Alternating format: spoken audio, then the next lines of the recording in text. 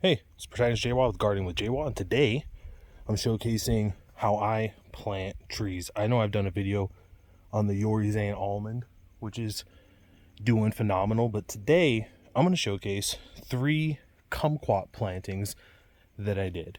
So hopefully I don't forget anything on my list, but essentially the distance from this right here, this is a Limequat. Difference from the Limequat to the Fukushu, 3 feet. From the Fukushu to the Meiwa, 3 feet. And then to the apple, more than 3 feet, obviously. And the way I have this orientated, so this will hopefully I kind of check all these boxes when I go back and rewatch this video. But that way right there, south. So in the winter time, the sun, as you can see by the shadow, because it's later in the afternoon, comes at a slight angle. Well, the apple tree is deciduous, so it loses its leaves. So in the wintertime, this apple tree won't shade out this Meiwa. Well, guess what? I planted it with that in mind. So the Meiwa is shorter than the Fukushu, and the Fukushu is shorter than the Limequat.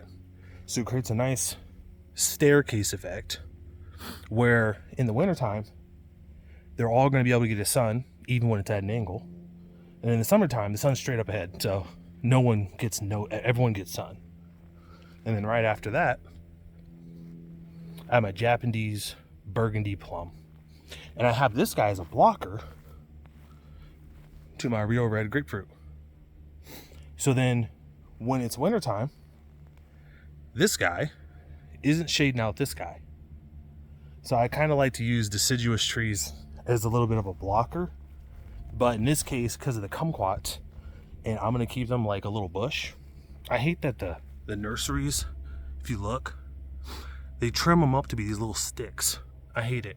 But I picked trees that, I don't know if you can see it,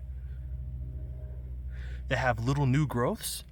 And what I'm going to do is I'm going to say, okay, look, everything, let me see if I can get it. An inch above the new growth is good. Above the graft point is good. Everything below, I can't trust them to take off. Right?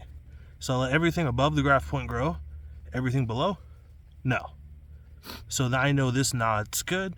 So when I paint the trunk, I'll paint up here and then I'll spray it protectively or here so it doesn't crowd out the little guys. And I'm going to do the same thing on this and the same thing on that, because I really want this to be a little bush hedge.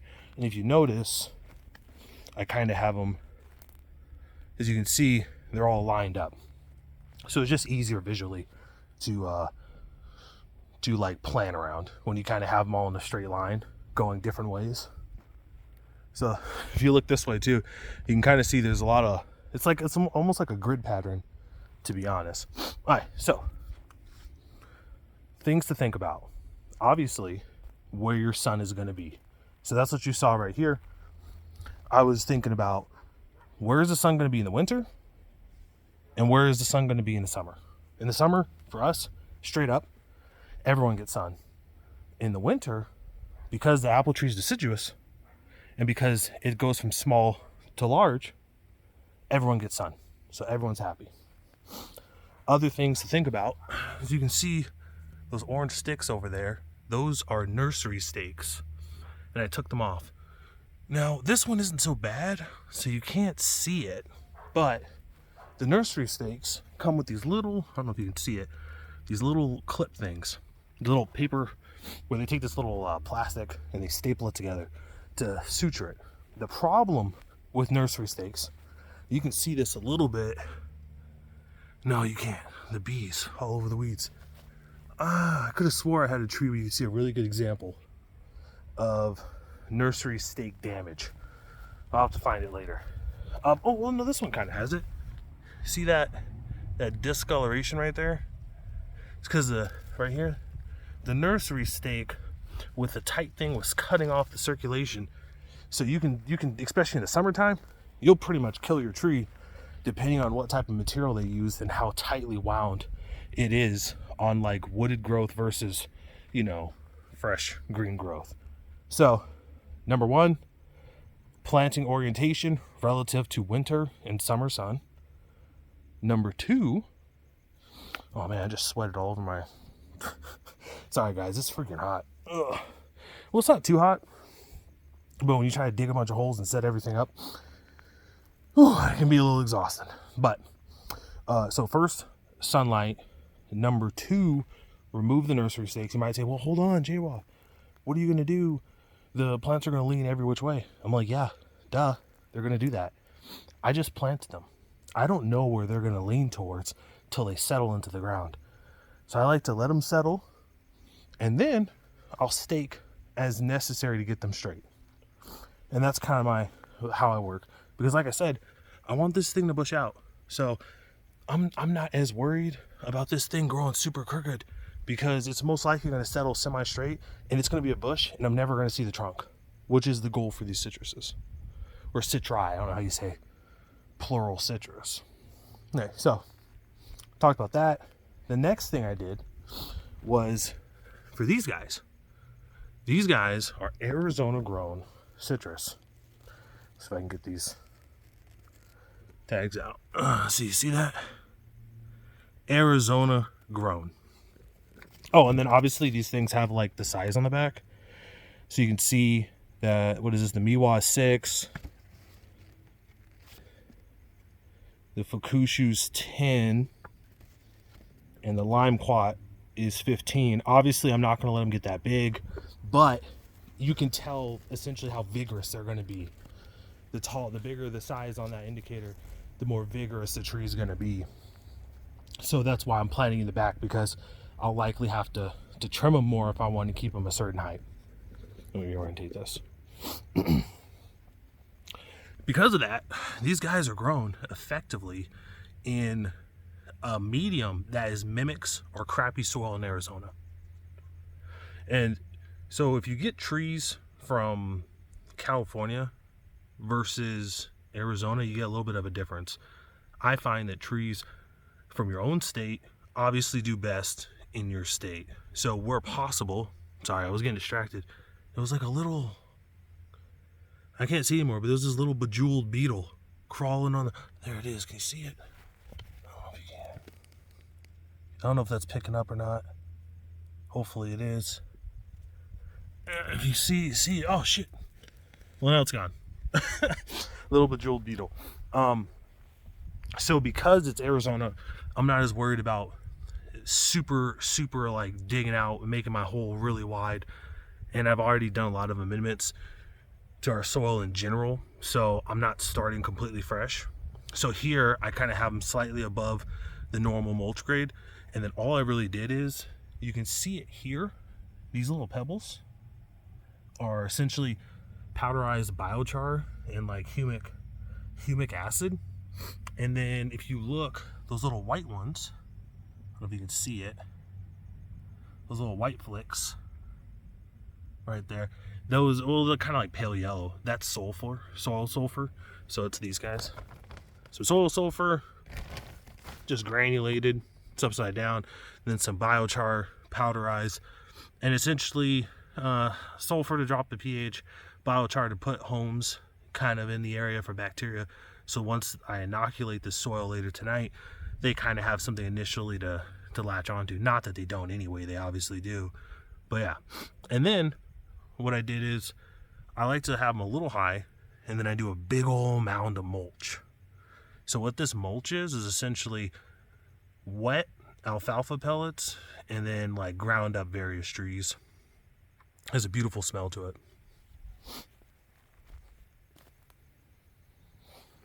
And that's it. Pretty chill, right? Let's see, I want to make sure I covered everything, because like I said, I was going through a whole list. I'm about to turn the water is on the raised beds right now. I'm about to turn the water onto the in-ground trees, let them flood up. Now, because I don't have a direct dripper, and because these are newly planted in the spring, I am going to have to come out here and hand water a little every few days, the root ball of these plants, just to make sure they're not drying out, because the roots haven't had a chance to kind of spread out and establish around all the drippers around here. So I will have to be mindful of that, especially in the summertime. I will be coming out probably tomorrow morning because it's hot, and I will be painting all my trunks for all my trees. Super beautiful. And then I will be getting some Callan clay, and I'll be spraying the trunks that are a little bit harder to reach. You know what I mean? So like for this example, paint, spray, because I don't want to damage the new growth. So spraying can kind of just be like a nice quick action. And at the end of the day, I really just care, you know, there's north, east, southwest. So I really just care about east, southwest. So I'll just take a sprayer and go this way with Callan clay. And because they're citruses, I took into account sun orientation, 3 feet apart, pretty good density, not too close but not too far for what I'm trying to do. And this will be super awesome. Oh yeah, and obviously all the fruit I'm going to take off. There's some fruit on this. I saw a big one. Oh, right there, right in front of me. I'm taking that off. I did the same thing with the calamondin I planted. And this sucker decided after I juiced it that it's going to try to put on more blooms. So I'm going to have to take off all the flowers. All this newly planted citrus and all the citrus planted previously, meaning this past fall, I'm gonna let the blooms hit, let the bees enjoy it, and then take off all the flowers. Like, look at this. See all the new sprigs of growth? Just all over it. It's freaking amazing. All the old crappy leaves are there, but it's gonna get replaced with the new sprigs of growth. So it's gonna be, all the newly planted citruses are looking really, really good. Some are quicker than others, like this guy. It's real faint. You won't be able to see it, but there's little nubs forming. So that'll be pretty good. Okay, so let's make sure I got my checklist. I told you guys how I plant when they're Arizona grown. So pretty much just above grade, especially because this Arizona grower uses our crappy soil. They pretty much use a blend of our soil with the clay and then compost on top. So it gives you a really good, it mimics what you would do if you were to start fresh, right? You plant in clay and then do compost on top.